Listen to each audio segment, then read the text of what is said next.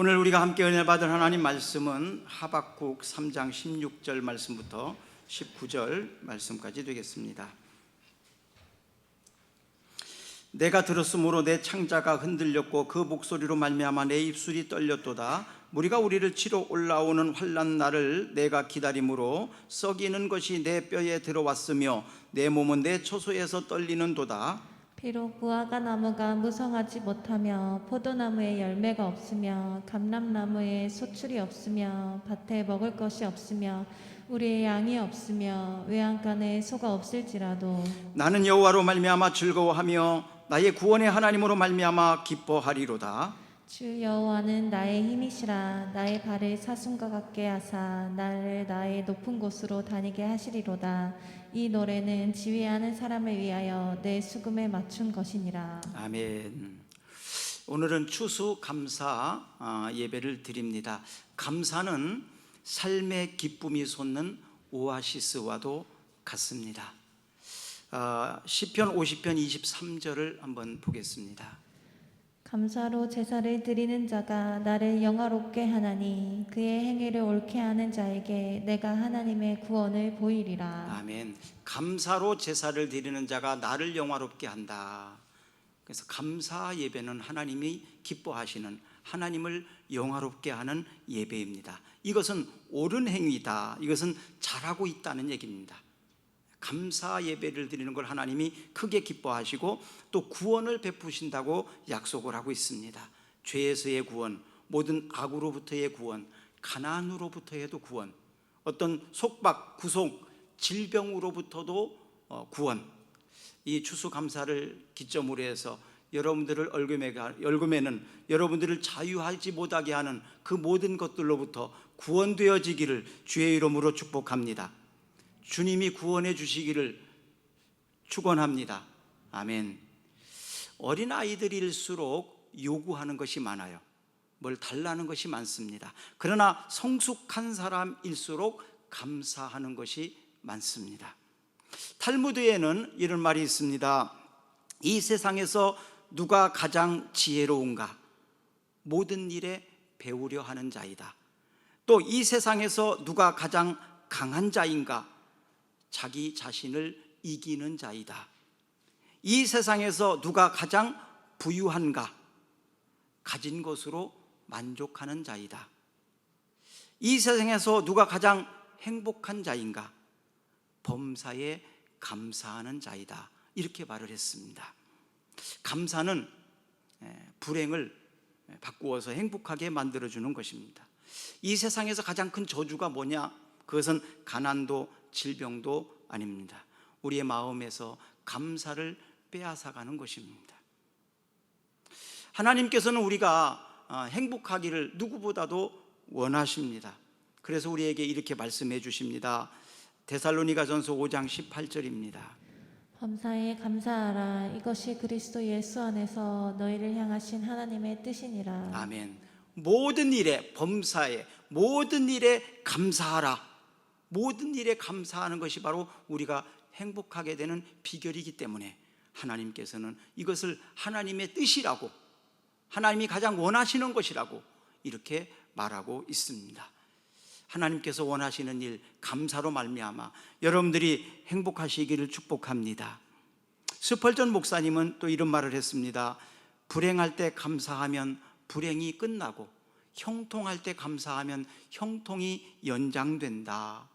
형통이라는 것은 잘 된다, 그런 뜻이에요. 또 막히는 것이 없다, 마음 먹은 대로 된다, 이것이 형통입니다. 거기에다가 형통은 가치 있는, 보람이 있다, 이런 뜻도 있습니다. 가치 있고 보람이 있는 꿈을 꾸고 있는 모든 일들이, 계획하는 것들이 그대로 되어지는 역사, 이것이 바로 형통이거든요. 잘 될 때에 어떤 사람들은 교만해집니다. 그런데 어떤 사람들은 서로에게 감사합니다. 감사함으로 형통이 연장되기를 축복합니다. 사람이 받은 것에 대해서 감사할 줄 모르면 앞으로 받을 것에 대해서도 감사하지 않습니다. 감사에 대해서 인색한 사람이 되지 말고 감사, 받은 것에 대해서 감사, 또 베푼 것에 대해서도 감사, 모든 일에 감사가 끊임이 없어야 합니다. 그래서 은혜 받은 사람은 많은데 근데 감사하는 사람이 많지 않은 것을 보게 됩니다. 누가복음에 보면 17장 16절부터 19절까지거든요. 예수의 발 아래 엎드려 감사하니 그는 사마리아 사람이라. 예수께서 대답하여 이르시되 10사람이 다 깨끗함을 받지 아니하였느냐? 그 9은 어디 있느냐? 이 이방인 외에는 하나님께 영광을 돌리러 돌아온 자가 없느냐 하시고 그에게 이르시되 일어나 가라, 내 믿음이 너를 구원하였느니라 하시더라. 아멘. 예수님께서 예루살렘을 향하여 가실 때 사마리아 지역을 지나가고 있었습니다. 그때 10명의 나병 환자가 예수님께 소리쳤습니다. 우리를 불쌍히 여겨 주십시오. 그래서 예수님께서는 그들의 그 질병을 고쳐 주십니다. 그리고 제사장에게 가서 너희의 몸을 보이라. 왜 제사장에게로 가라고냐 하면 몸이 질병이 깨끗함을 받았느냐 받지 않았느냐 이것을 판별해 주는 것이 제사장이었어요. 그래서 깨끗하게 나았다는 것을 판별받아야 비로소 집으로 갈 수 있고 사람들을 접촉할 수 있거든요. 그래서 제사장에 가서 보이라. 그럴 때에 가다 보니까 몸이 다 나았어요. 이미 자기 스스로가 알잖아요. 그럴 때에 한 명은 가던 길을 멈추고 예수님께로 돌아와서 감사의 인사를 합니다. 그런데 9명은 가던 길을 계속 갑니다.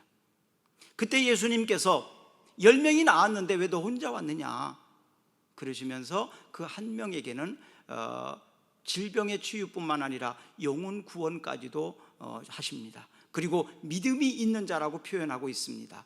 결국 감사는 믿음과도 연결이 있더라는 거예요. 하나님 앞에 감사하는 사람은 믿음이 좋은 사람입니다. 반대로 말하면 믿음이 좋은 사람은 감사할 줄 압니다. 믿음이 좋은 여러분 감사하시기를 바랍니다. 감사하는 여러분 믿음이 좋아지기를 주의 이름으로 축복합니다. 그래서 감사는 믿음이 좋아지기도 하고 또 믿음은 감사하게도 하더라. 현재는 사실 코로나19 전염병으로 인하여 정치나 경제적으로 여러 모양으로 우리가 어려움을 많이 겪고 있습니다. 분명히 힘든 것만은 사실입니다. 그런데 이런 때에 우리가 감사를 회복하기 위해서 오늘 추수감사절이 좀 기점이 되었으면 좋겠습니다. 힘들지만 감사하자. 어렵지만 감사하자. 원망하고 불평하면 더 힘듭니다. 그런데 감사하면 힘이 조금 납니다. 힘든 상황 속에서 어려운 가운데에서 서로 원망하고 불평하면 더 어려워져요. 그래서 감사하면 힘든 것이 조금 덜합니다. 어려운 시기에 그러면 어떻게 감사할 수 있을까? 그러다가 저는 하박국 선지자가 한 그 내용을 오늘 본문으로 삼았습니다. 지금 이 말이 있는 본문은 하박국이 유다의 패망 직전에 일어난 일입니다. 유다는 BC 586년에 제사장과 지도자들 뿐만 아니라 백성들이 타락했을 때 하나님께서는 그 징계로 말미암아 그들이 나라가 패망하게 된 겁니다. 북이스라엘은 BC 722년에 멸망을 하게 됐는데 아수르에 의해서 멸망했죠. 그들은 예루살렘 성전을 버렸고 우상을 섬기다가 그러니까 하나님을 믿고 있다가 하나님을 떠남으로 말미암아 멸망받은 나라가 바로 이스라엘이었습니다. 유다는 타락 때문에 멸망한 나라입니다. BC 586입니다. 586년 바빌론에 의해서 멸망을 당하게 되는데 이제 나라가 멸망하기 직전이니까 얼마나 어렵겠습니까? 가장 어두운 시기라고 볼 수 있겠죠. 이미 그 나라가 멸망하는 것은 징조가 나타나잖아요. 그런 것처럼 이 유다가 멸망하기 직전에 있었던 사람이 바로 하박국 선지자입니다. 가장 힘들고 어려운 시기, 이때에 하박국이 감사의 시를 쓰게 됩니다. 자, 그래서 하박국을 통해서 우리가 감사를 회복할 수 있는데 16절에 보시면요, 내가 들었으므로 내 창자가 흔들렸고 그 목소리로 말미암아 내 입술이 떨렸도다. 무리가 우리를 치러 올라오는 환난 날을 내가 기다림으로 썩이는 것이 내 뼈에 들어왔으며 내 몸은 내 처소에서 떨리는도다. 네, 여기에 보니까 내 창자가 흔들렸고 목소리 모든 것이 떨렸다는 거예요. 여러분, 주사 맞을 때 주사 맞기 전에가 더 힘들죠. 근데 막상 주사 맞고 나면 별거 아니에요. 근데 주사가 막 맞으려고 막 할 때 그때가 오히려 더 힘들잖아요. 환란이 지금 오고 있는 상황, 오히려 환란 중에 있는 것보다 지금 환란이 다가오고 있을 때 이때가 더 힘들 수 있습니다. 이런 상황 속에서 하박국이 감사의 마음이 일어날 수 있었다는 것, 이건 대단한 일이죠. 우리 부모님이나 조부모님이나 이런 분들이 사실 옛날에 땅 팔고 집 팔고 막 소도 팔고 그러면서 자식들을 가르쳤습니다. 왜? 가난이 되물림 되지 않기를 원해서. 나는 비록 지금 무지해서 많이 공부하지 못해서 가난하고 힘들게 살지만 너만은 공부해서 좀 잘 살았으면 좋겠다. 그래서 열심히 그 한 두 푼 모아가지고 산 땅, 집 막 이런 것을 팔아가지고 공부를 시켰어요. 그래서 자녀들은 공부를 열심히 하고 우리나라가 교육적인 부분에 있어서 전 세계적에서 좀 앞서가지 않아요? 그래서 경제나 모든 것들이 발전이 되어져 왔습니다. 가난을 되물림하지 않기 위해서 오히려 땅을 팔았고 집을 팔았습니다. 자녀를 위해서, 미래를 위해서 투자한 거지요. 하박국은 지금 미래가 암울합니다. 미래가 불투명합니다. 오히려 미래가 지금 굉장히 걱정되는 상황입니다. 이런 상황에서 감사할 수 있다는 것은 대단한 믿음입니다. 그래서 감사의 유형은 세 가지로 볼 수 있는데요, 만약의 감사입니다. 만약의 감사. 만약의 감사는 조건적인 감사예요. 만약에 이렇게 해주시면, 이건 소원적인 감사일 수도 있어요. 이렇게 해주시면, 이것은 조금 이기적인 감사일 수도 있어요. 왜? 내 욕심을 위해서 감사하는 거니까요. 아직 아무것도 이루어지지 않았지만 이렇게 해주신다면 이렇게 하겠습니다 하는 조건적인 감사, 약간 이기적인 감사, 약간 수준이 조금 낮은 감사라고도 볼 수 있겠죠. 두 번째 감사는 그러므로의 감사합니다. 그러므로의 감사는 결과적으로 또 이렇게 해주셔서 감사합니다, 결과가 좋은 것을 통해서 감사하는 것, 이것은 당연한 감사죠.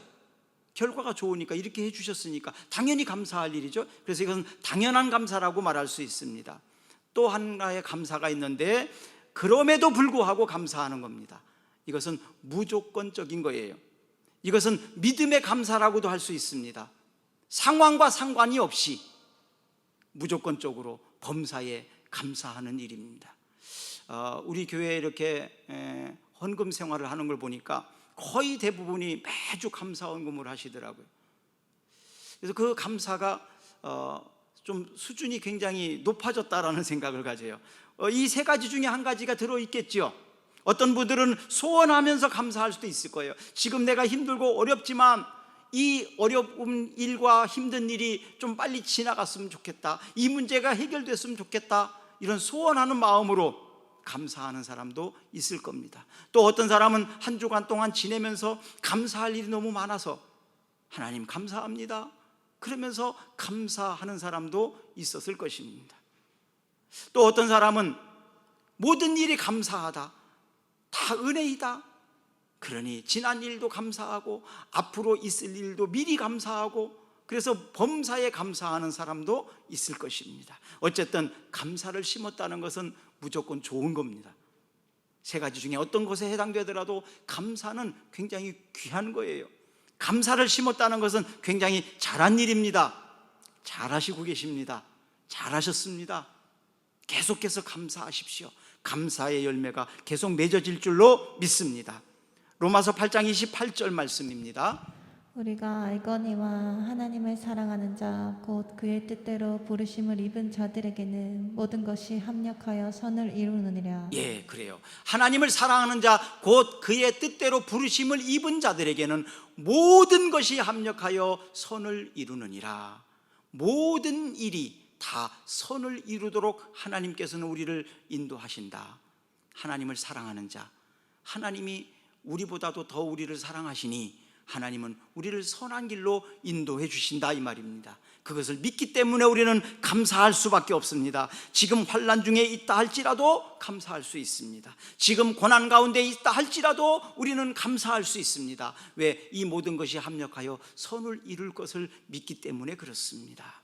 두 번째로 하박국의 감사는 실패 중에도 감사하는 것이었습니다. 17절입니다. 비록 무화과 나무가 무성하지 못하며 포도나무에 열매가 없으며 감람나무에 소출이 없으며 밭에 먹을 것이 없으며 우리의 양이 없으며 외양간에 소가 없을지라도. 네, 무화과 나무가 무성하지 못하며 포도나무에 열매가 없으며 감람나무에 소출이 없으며 밭에 먹을 것이 없으며 우리의 양이 없으며 외양간에 소가 없을지라도. 어떻게 보면 너무 안타까운 일이죠. 이런 상황 속에서도 감사했다. 수고의 노력이 헛되고 결과가 나쁘다 할지라도 감사한다. 실패 가운데 감사하는 것은 대단한 믿음이 필요합니다. 실패했을 때 대부분의 사람들은 낙심하고 절망합니다. 그런데 어떤 사람은 실패한 가운데에도 감사합니다. 이런 말을 종종 하지요. 끝날 때까지 끝난 것이 아니다. 야구는 9회까지 하거든요. 그럼 9회 말 마지막 공격, 그러나 아직은 안 끝났다, 그런 얘기죠. 축구는 전반, 후반 이렇게 나누어서 합니다. 시간이 다 종료되어도 약간의 시간을 조금 더 심판의 재량에 의해서 주기도 합니다. 심판이 마지막 호각을 부를 때까지는 안 끝난 거죠. 그러면 우리가 인생을 여기 살아가는 동안 우리가 죽지 않는 한, 우리의 생명이 끊어지지 않는 한 끝난 것은 아니라는 것입니다. 지금 내가 살아있다는 것은 아직도 우리에게는 기회가 있다는 거죠. 끝나지 않았다는 얘기입니다. 아직은 기회가 있다는 얘기입니다. 그래서 10번 찍어서 안 넘어가는 나무가 없다는 말도 하죠. 계속해서 두드리다 보면 언젠가는 넘어간다, 이러는 것을 빗대어 하는 말입니다. 또 7전8기라는 말도 있습니다. 계속해서 하다 보면 승리할 때가 오는 것입니다. 실패를 두려워하지 마십시오. 아직은 끝난 게 아닙니다. 아직은 결과가 완전히 나타난 것은 아닙니다. 누가복음 12장에 보면 어리석은 부자에 대해서 말합니다. 어리석은 부자가 있는데 이 사람이 열심히 농사를 지었어요. 열심히 수고를 했어요. 그래서 굉장히 많은 소출이 거두어졌어요.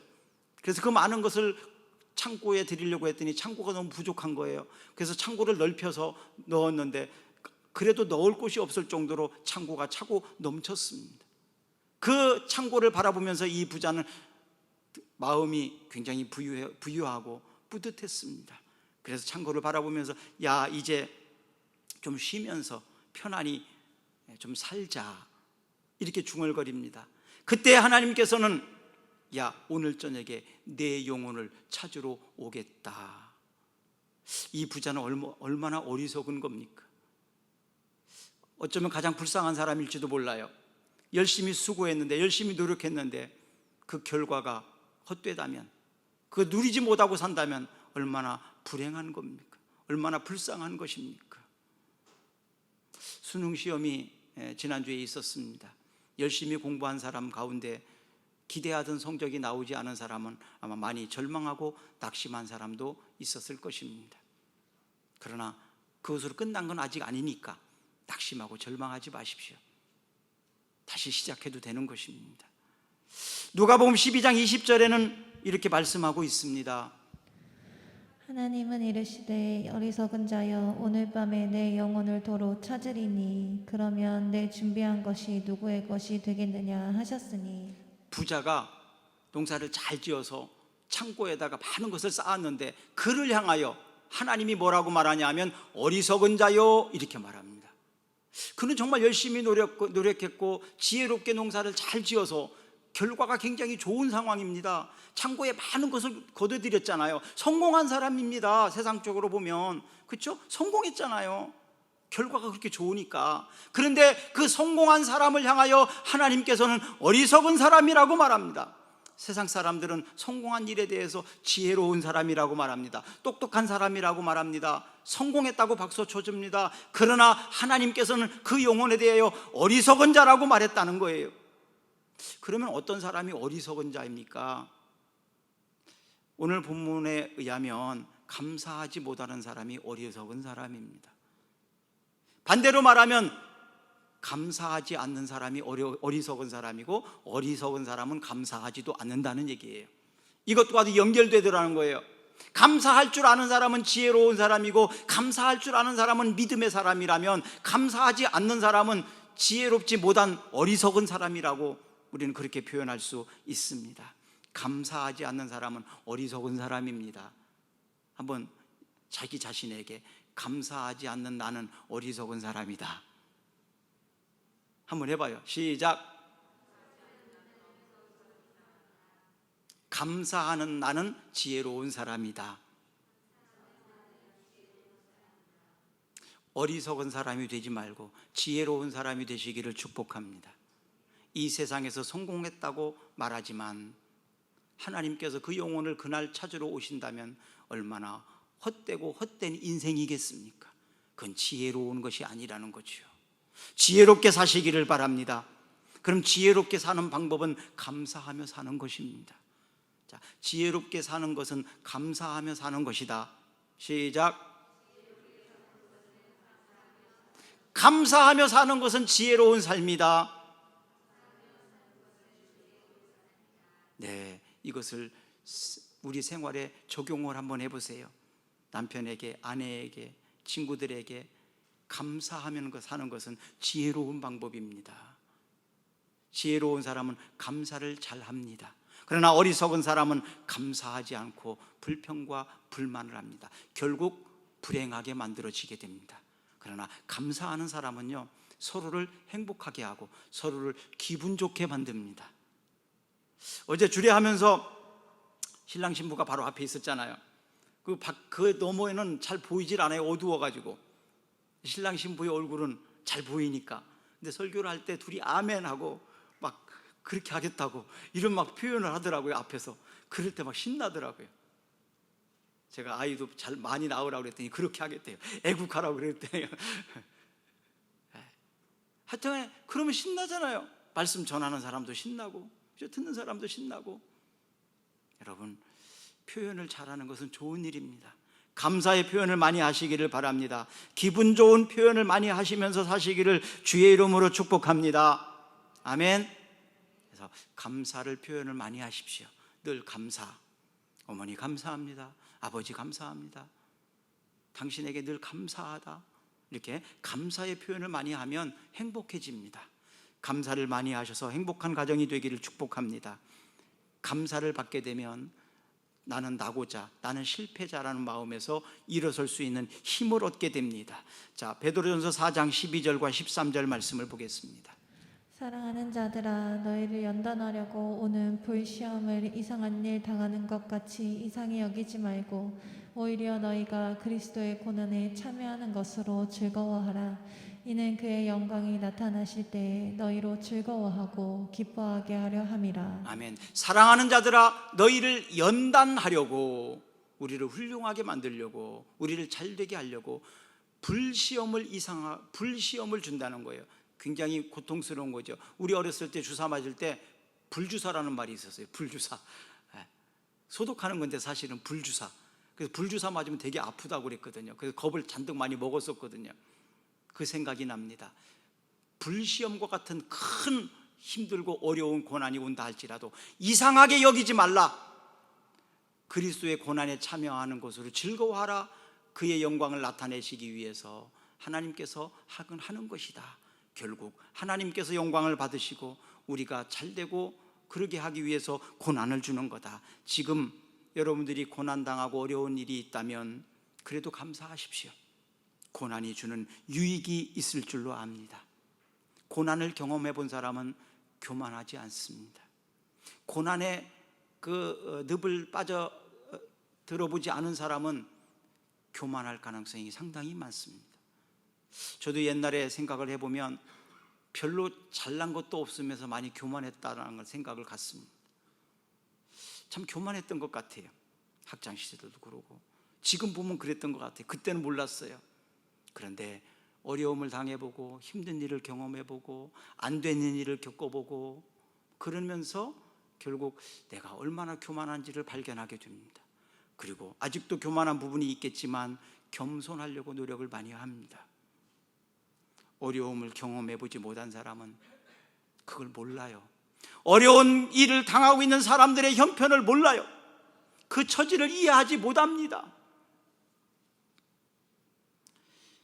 사랑하는 마음도 갖지 못하고 긍휼히 여기는 마음도 갖지 못하고 이해해 주려고 하는 마음도 갖지 못합니다. 실패를 해보면 그 실패한 사람들의 심정을 헤아리게 돼요. 아파본 사람은 아픈 사람의 심정을 이해하게 됩니다. 실패 중에서 깨닫게 되고 겸손하게 되고 하나님의 마음을 갖게 되더라고요. 진정 부모의 마음이 무엇인지를 알게 합니다. 돌아온 탕자의 그 비유를 통해서 볼 때 아버지의 마음을 큰아들은 이해하지 못했어요. 그래서 아버지가 한 일에 대해서 원망하고 불평했습니다. 아버지의 마음을 몰라서 그래요. 여러분, 하나님의 마음을 아십니까? 예수님의 마음을 아십니까? 그걸 모르기 때문에 오늘날 교회가 사랑이 식어져 가고 있는 거예요.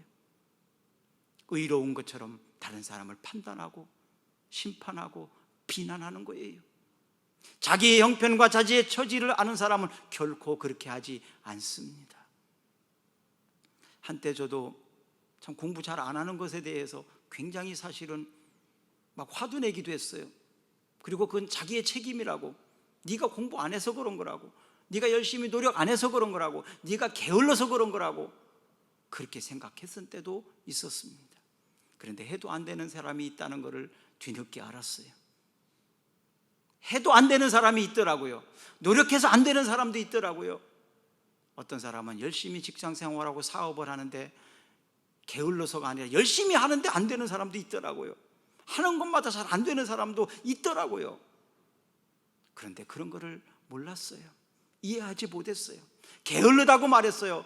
노력하지 않아서 그랬다고 말했습니다. 그게 얼마나 교만했는지, 그게 얼마나 어리석은 일인지 회개했습니다. 사랑하는 여러분, 게을러서 노력 안 해서 그런 것만은 아니에요. 어떤 사람은 하나님의 뜻과 계획 때문에 그럴 수도 있습니다. 주님의 마음을 가지고 실패한 사람, 고난당하는 사람들을 함부로 말하지 말고 함부로 평가하지 마십시오. 긍휼히 여기는 마음과 사랑하는 마음으로, 이해하는 마음으로, 공감하는 마음으로 다가가고 가까이 가주십시오. 그리고 함께 해주시면 힘을 낼 수 있습니다. 아멘. 이제는 교만한 사람이 아니라 겸손한 사람으로 하나님의 위로를 받은 것처럼, 내가 하나님의 은혜가 없으면 이 자리에 있을 수 없다는 것을 아는 사람인 것처럼 주님의 마음을 가지고 가까이 다가가시기를 바랍니다. 수고하고 무거운 짐진 자가 교회에 와서 쉼을 얻을 수 있도록 교회가 그런 곳이 되어야 합니다. 엄마의 품과 같은, 아버지의 마음과 같은 그런 지도자, 그런 목사, 그런 권사님, 그런 집사님들이 되시기를 축복합니다. 아멘. 실패 중에도 그런 사람은 감사할 수 있습니다. 세 번째로 하박국의 감사는 18절입니다. 나는 여호와로 말미암아 즐거워하며 나의 구원의 하나님으로 말미암아 기뻐하리로다. 아멘. 나는 여호와로 말미암아 즐거워하며 구원의 하나님으로 말미암아 기뻐하리로다. 하나님 때문에 감사할 수 있고 하나님 때문에 기뻐할 수 있고, 이것은 하박국이 감사의 이유와 조건이 하나님이라는 거예요. 내가 감사하고 내가 기뻐하는 이유와 그 조건이 다른 데 있는 것이 아니고 하나님 때문이라는 거예요. 환경도 아니고 그 어떤 것도 아니고 하나님 때문에 감사한다고. 여러분, 힘들고 어려울 때 이런 말을 하는 사람 들어봤죠? 나는 너 때문에 산다. 그렇게 말해본 사람도 있으시죠? 또 그런 말을 들어보신 사람도 있지요? 없나요? 있지요? 너무너무 힘들고 어려웠을 때, 아니면 부부간에 어떤 갈등과 어려움이 있을 때 자식을 보면서 나는 너 때문에 산다. 나는 너 때문에 버티고 있다. 혹시 그런 사람 있나요?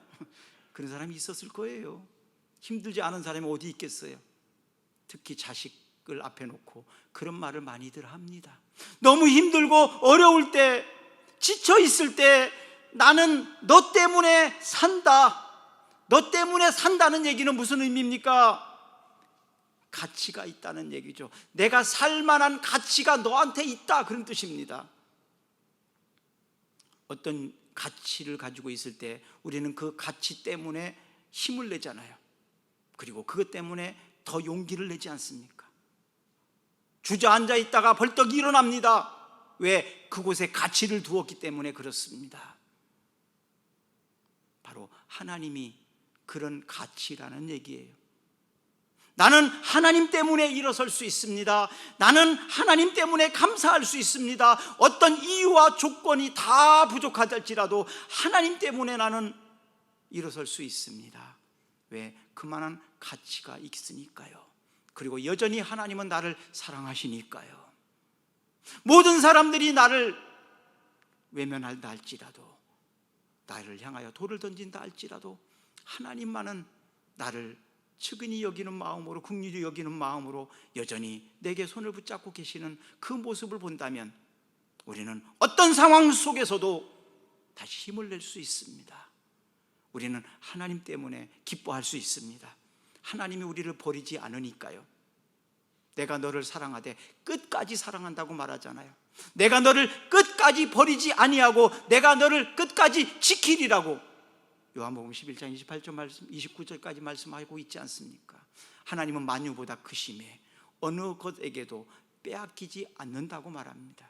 내가 너를 끝까지 사랑한다고 말합니다. 세상 끝날까지 너와 항상 함께 있으리라, 이렇게 말씀하십니다. 하나님은 우리를 이만큼 사랑하십니다. 하나님이 여러분들을 그만큼 사랑하십니다.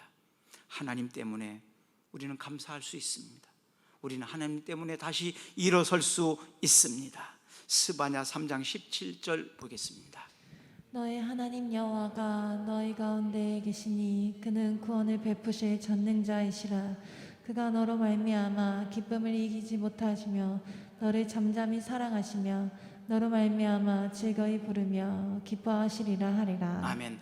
너의 하나님이라고 말합니다. 너의 하나님 여호와가 너의 가운데 계시니 그는 구원을 베푸실 전능자시라. 그가 너로 말미암아 기쁨을 이기지 못하시며 너를 잠잠히 사랑하시며 너로 말미암아 즐거이 부르며 기뻐하시리라 하리라. 하나님은 여러분들을 여전히 기뻐합니다. 하나님은 여전히 여러분들을 사랑하고 계십니다. 어떤 상황에 있다 할지라도 여전히 하나님은 여러분들을 포기하지 않으십니다. 하나님이 저를 포기하지 않으셨던 것처럼 하나님 여러분들을 포기하지 않으십니다. 그렇기 때문에 나는 다시 일어설 수 있습니다. 여러분도 다시 일어서시기를 주의 이름으로 축복합니다. 얼마나 지금 힘든 어려운 상황에 있다 할지라도 절망하고 낙심하지 마십시오. 포기하지 마십시오. 하나님이 여전히 여러분을 붙잡고 계신다는 것을 믿으시기를 바랍니다.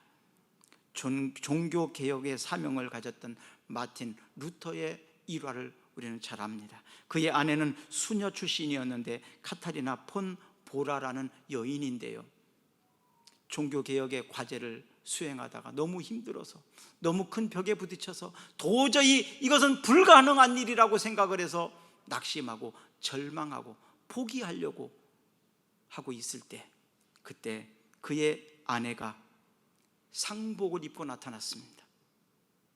그래서 루터가 지금 누가 어떤 가까운 사람이 죽었냐고, 상복을 입고 나타났으니까. 그랬더니 루터의 아내가 하나님이 죽으신 것 같아요. 하나님이 돌아가신 것 같아요. 그러니까 루터가 깜짝 놀랍니다. 아니, 하나님이 어떻게 돌아가시냐? 그랬더니 당신의 모습을 보니까 하나님이 돌아가신 거라고 생각을 했습니다. 그러더라고요. 루터가 그 말을 듣고 깜짝 놀랐어요. 그래, 하나님이 돌아가시지 않았는데 하나님이 살아계시는데 왜 내가 이렇게 낙심하고 절망하냐? 그러면서 다시 힘을 냈다고 말합니다.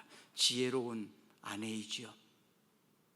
하나님이 살아계시다면, 하나님이 나와 함께 하신다면, 하나님이 여전히 내 손을 붙잡고 계신다면 우리는 어떤 상황 속에서도 절망하지 않습니다. 그리고 다시 힘을 낼 수 있고 감사함으로 일어설 수 있습니다. 히브리서 7장 25절 말씀 찬양가 나오세요.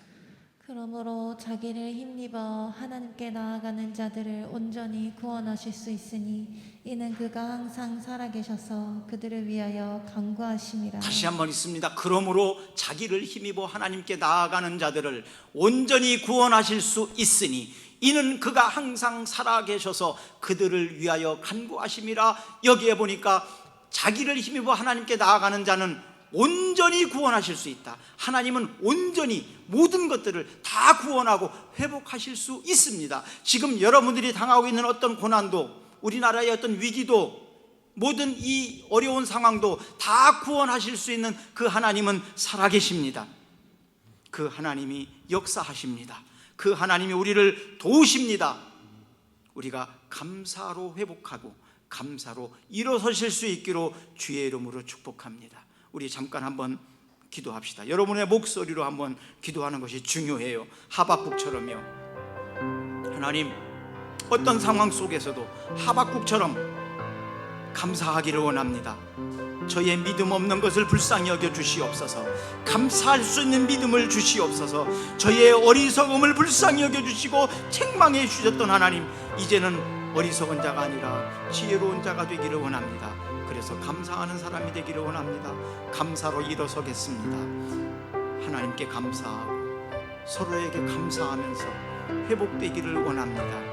하박국이 환난 중에 감사했던 것들은 실패 가운데 감사를 가르쳤던 것처럼, 하나님으로 인하여 감사하라고 외쳤던 것처럼 이제 감사로 일어나고 감사를 회복하고 다른 사람에게도 감사의 전도자가 다 되어서 저들의 가정이, 저들의 직장이, 우리가 있는 모든 곳이 감사로 말미암아 행복해지게 하옵소서. 예수님 이름으로 기도드리옵나이다. 아멘. 우리 다 같이 일어나셔서 찬양하겠습니다.